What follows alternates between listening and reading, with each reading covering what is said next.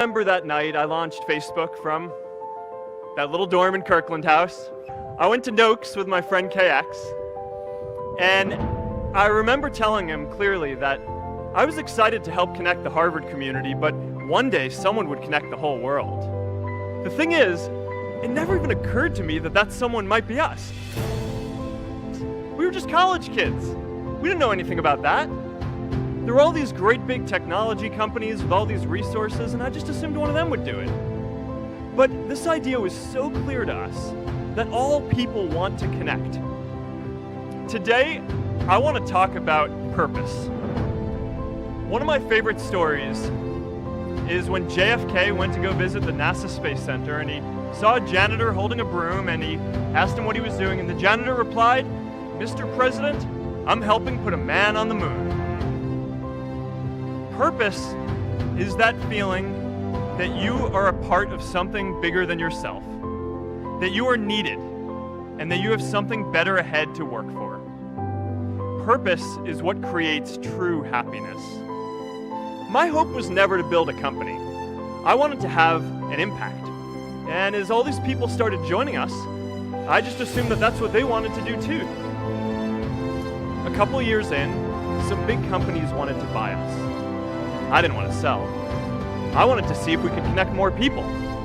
And we were building the first version of Newsfeed at the time, and I thought, if we could just launch this, it could change how we all learn about the world.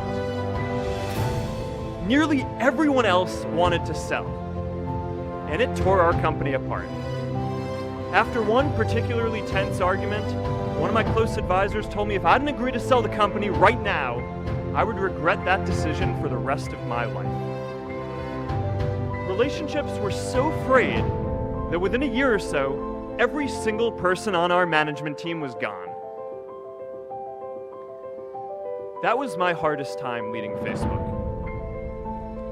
I believed in what we were doing, but I felt alone. I wondered if I was just wrong, an imposter, a 22-year-old kid who had no idea how things actually worked.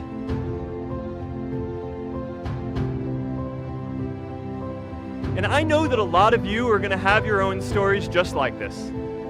A change in the world that seems so clear that you are sure someone else is going to do it. But they're not.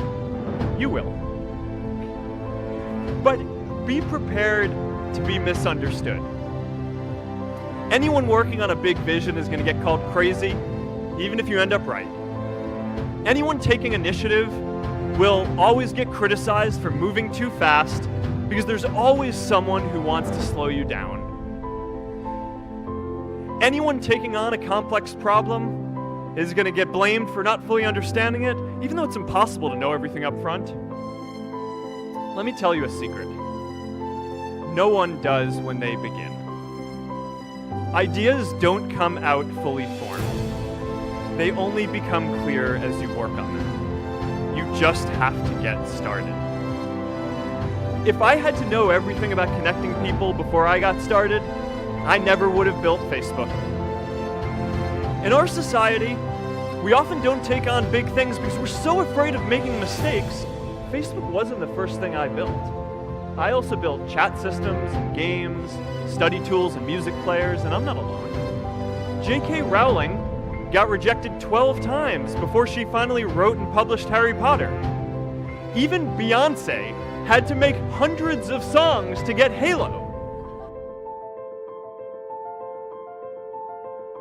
The greatest successes come from having the freedom to fail.